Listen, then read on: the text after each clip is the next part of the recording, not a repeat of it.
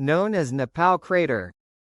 This eruption occurred in 4 phases, each phase involving less than 36-hour-long bursts of eruptive activity with either lesser activity or pauses of lava effusion between them. While molten rock initially burned some remote patches of forest, later phases saw molten rock flow into Nepal crater, creating spectacular 50-meter or 164-foot high lava falls. Some material even erupted within Nepal crater proper via a series of 10 small fissure segments. This eruption, at least as of the writing of this video, had entered another pause after lava effusion stopped on September 20, although this could actually represent the true end of Kilauea's second longest Middle East Rift Zone eruption since 1979.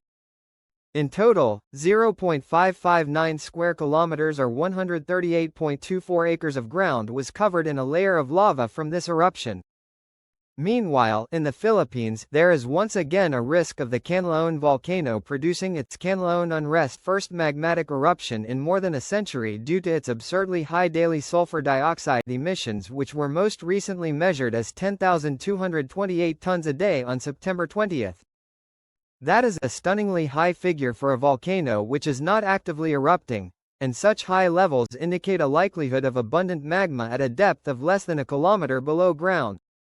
For a quick comparison, during Kilauea's eruption this week when lava effusion was actively ongoing, sulfur dioxide emissions maxed out at only 10,000 tons a day. While a rapid spike in earthquakes and gas emissions on September 10 through 12 did not lead to an eruption, earthquake levels thereafter declined but have intensified once again since September 19. This suggests that there is now once again an elevated chance of a volcanic eruption occurring here, hence Kilauea's active 4-kilometer exclusion zone in all directions around its summit. Currently, Kilauea's geophysical data fits all 3 criteria observed before the vast majority of its historical eruptions. In the Canary Islands, a swarm of earthquakes Enmedio volcano struck between the volcanic islands of Tenerife and Gran Canaria. This earthquake swarm peaked between September 7 and 12, creating 22 earthquakes large enough to be felt on the coastlines of the adjacent islands via magnitude 2 and 3 range events. These events were strangely centered east of a little-known submarine volcano known as Enmedio, but we do not know if they were truly volcanic or tectonic in origin. However, I personally deem a tectonic origin to be more likely. You see, like many mantle hotspot-caused volcanic island chains, there is a progression of younger to older islands. Due to erosion and the lack of or low volume of recent eruptive activity on several of the older islands, the crust which is floating on the mantle became less thick. This caused the crust to be slightly uplifted on several of the older islands including Tenerife and Gran Canaria.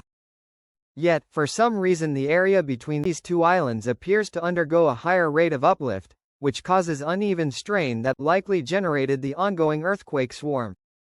And, in the Azores, slow ground deformation is Tercera volcano continuing to occur at the Tercera volcano along with a rate of increased earthquakes.